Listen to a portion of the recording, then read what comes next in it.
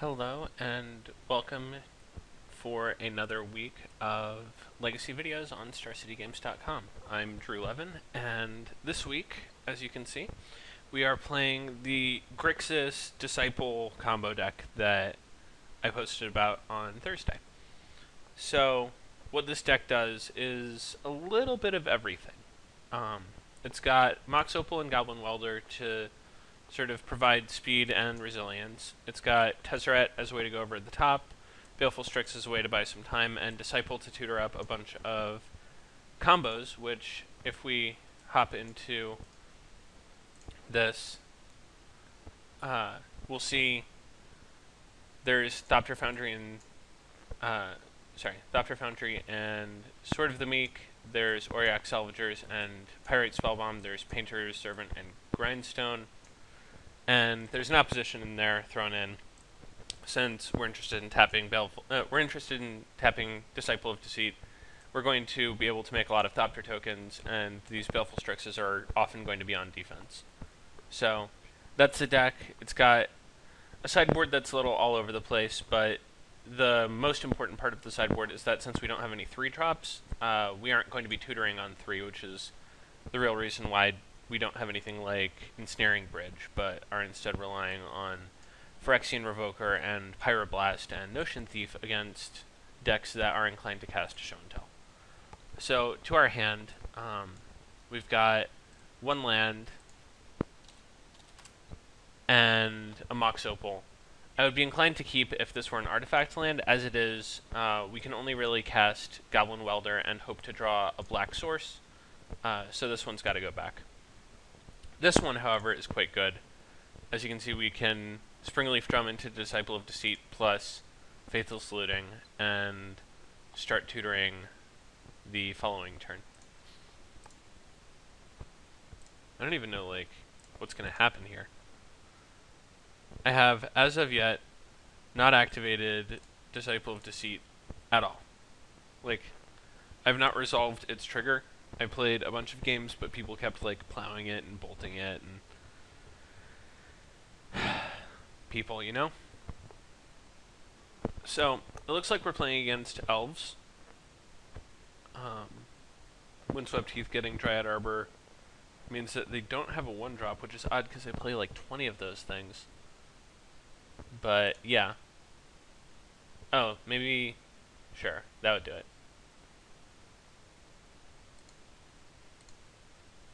Just trying to maximize Gaia's Cradle.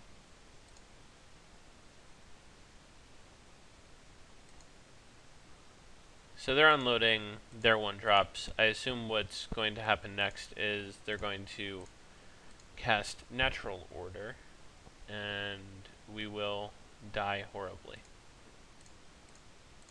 On the off chance that that doesn't happen, we're going to play a Disciple of Deceit and a Goblin Welder.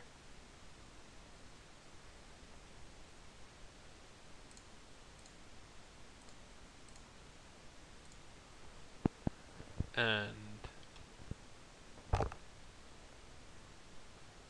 I'm trying to think of like all the things that we can do. There are many. But yeah. We are almost certainly dead.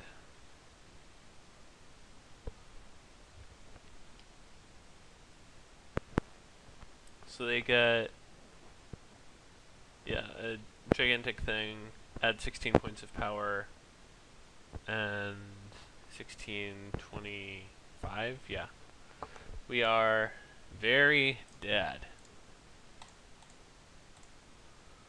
So that's what their deck does. Our deck is going to try and stop them with all of these artifacts, and we're going to cut cards that block since they aren't really attacking. We're going to cut this card since it's probably better for them than for us. And we can probably cut a Welder. Like, we're not going that long. Like, these games are going to get decided pretty quickly. And yeah. I think that this is fine. I certainly don't think that Elves is a good matchup, but I think there are things we can do. We can probably get a Notion Thief in over a Tezzeret in case they cast Glimpse or try and play a long game with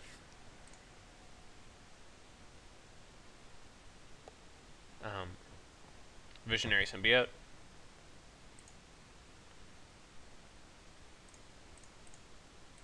So we're going to cage on one, and that shuts off their Natural Orders and Green Sun Zeniths. So we're... And they're Dryad Arbors. They can't fetch for Dryad Arbor.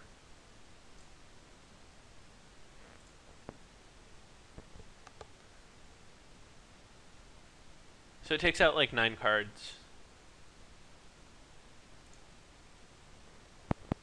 They have Deathrite Shaman, and so we have a slow to develop hand. So we're just going to play out some artifacts. We want more artifacts in play, both for Mox Opal and for Transmute Artifact, and Thopter Foundry. Since we would rather sack lands than Springleaf Drums or Grafdigger's Cages, especially when we have so many of the things. And obviously not playing our fetch lands if they have a Deathrite, since we want to slow the game down.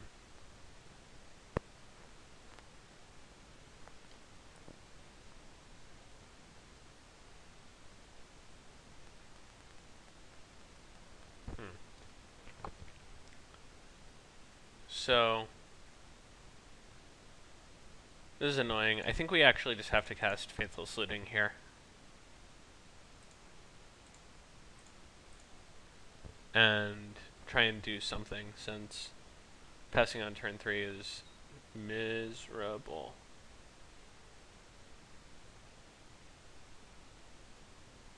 So Lion's Eye Diamond is not great.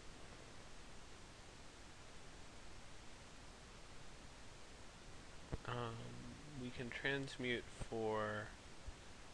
What's the best card we can transmute for? Baleful Strix or Grindstone?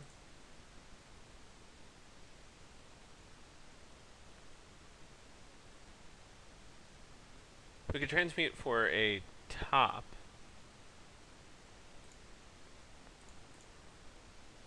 So play this, transmute it for Sensei's Divining Top.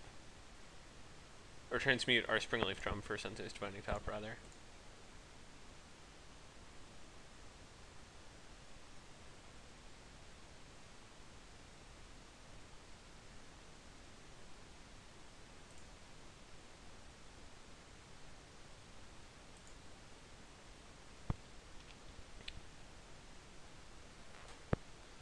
Playing that was probably a mistake, but they're almost certainly going to eat Faithless Looting anyway. And so now our opponent can make a ton of mana with Deathrite and Quirion untapping Deathrite if they want. They can also like start killing us fairly quickly. They can deal 4 points of damage to us with just what they've got in play and attack us for another 2. So like they can get aggressive very quickly.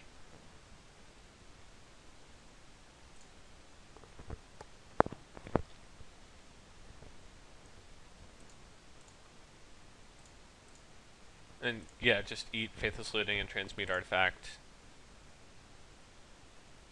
Replant Bayou.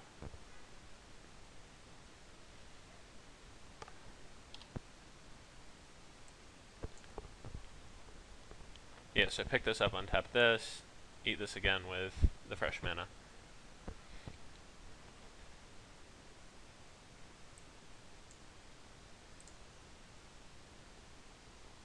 So we don't really care what we draw here, although it would be nice if we just randomly drew the Auriac Salvagers and made infinite mana.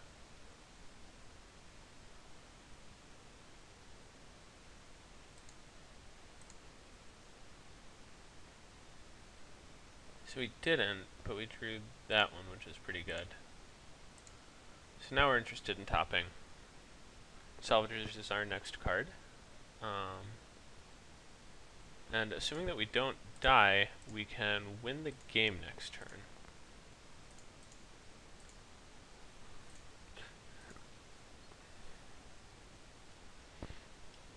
And keep in mind that we have access to what is basically Lion's Eye Diamond, or Black Lotus right now. It's a Black Lotus that can't cast our Salvagers without us setting it up with top, but that's fine. So,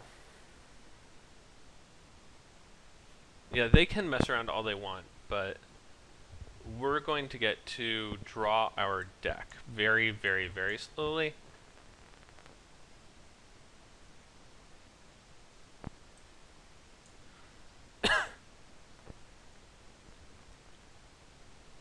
Because Deathrite doesn't remove artifacts.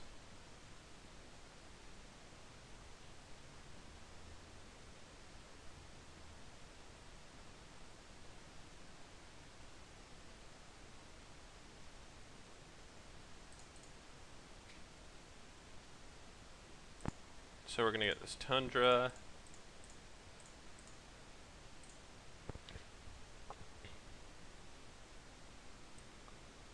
We're going to enlarge this.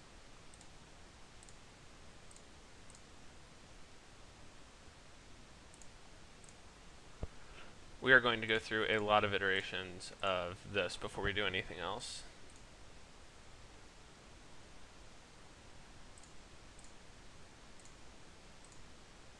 So what we're going to end up doing is, with our mana, tapping top to draw a card and sacrificing it to Thopter Foundry, and then returning top with Auriok Salvagers.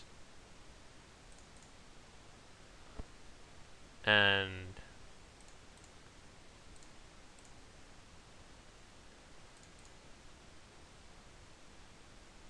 so for the bargain basement price of 4 mana, we get to draw a card, gain a life, and make a token.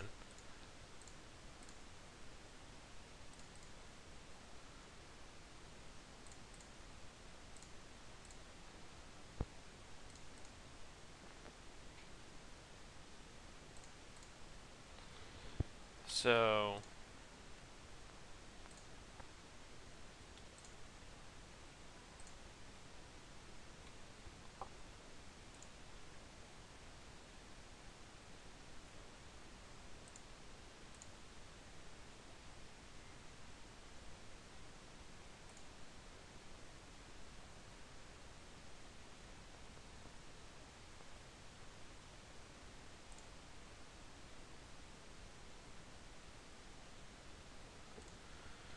we get to name, I don't know, Deathrite, probably.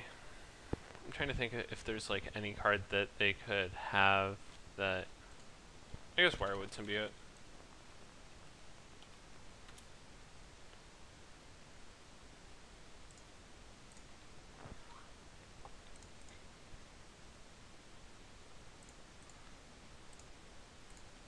So we're going to do this for a while. And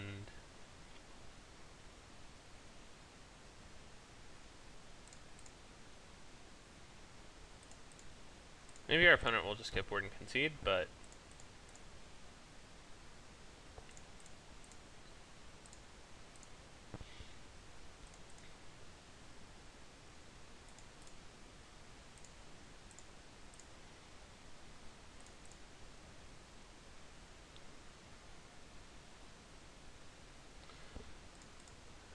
the end goal is that we end up with Painter Grindstone in play. And then we kill them this turn.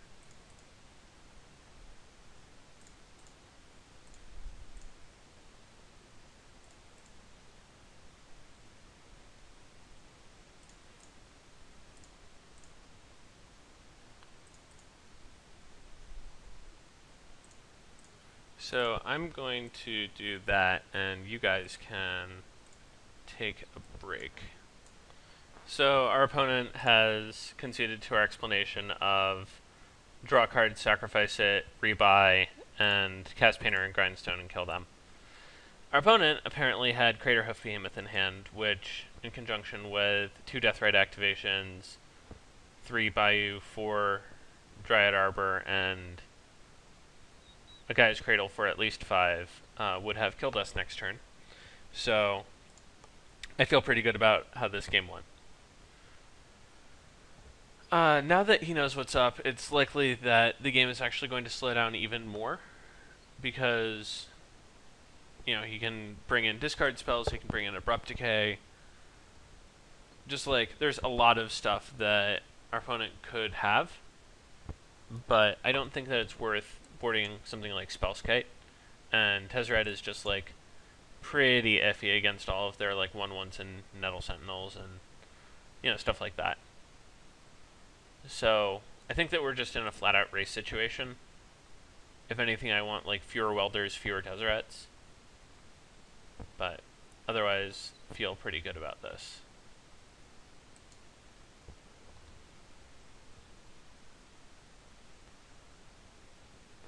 So this is basically the exact hand that we had game 1 that we decided to mulligan, except now we have the Vault of Whispers that we wanted.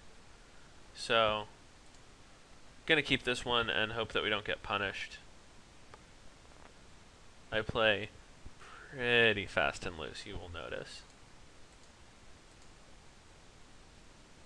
We won't have to discard for a while if we, like, miss on lands. That's always nice. And if we draw, like, any artifact ever, then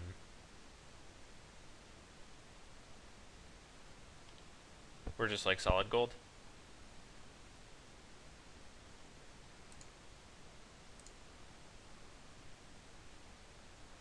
Perfect. So we're going to play our artifact land, so that if we draw another one, we can play Mox Opal and get ahead.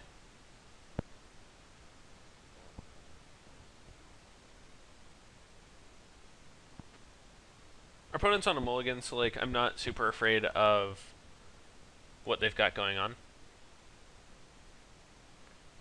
Also, like them playing out Heritage Druid on turn 2 is really good for us because it means that we're not going to get glimpsed into oblivion.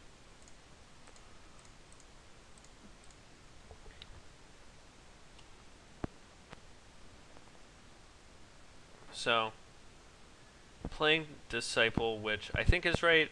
The other option is play Painter or Thopter Foundry, and then we have active Mox Opal, and we can play Welder.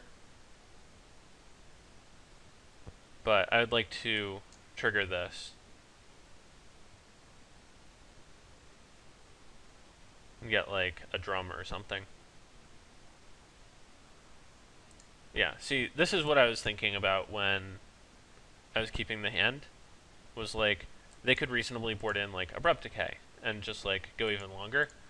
Like, our kill doesn't really imply Abrupt Decay is a card that can beat us, but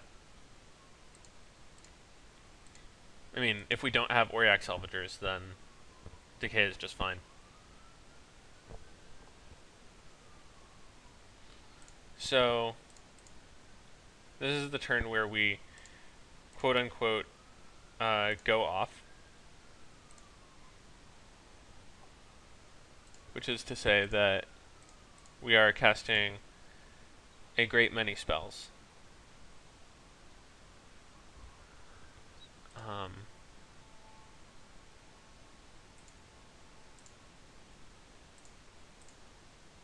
One of which is Painter Servant.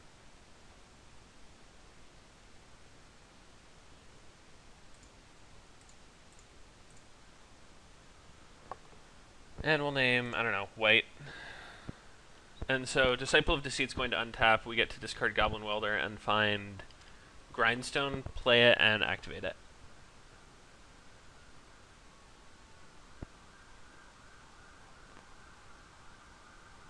So our opponent does not have a lot of time. They could Abrupt Decay this again, but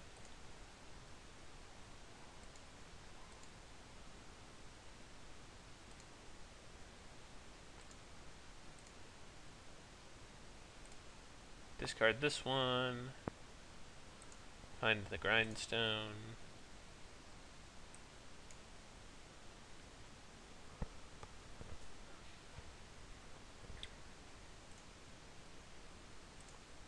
Clay grindstone.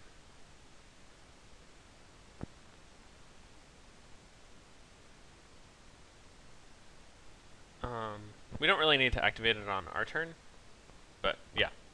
We're going to play Cage and then activate in their upkeep, so that if they have Decay, then they have to use it on their turn and they can't natural order us. And like, if they Decay our Cage at any point, then we immediately take out their library. So, that is the deck in action. I'll be back in a sec.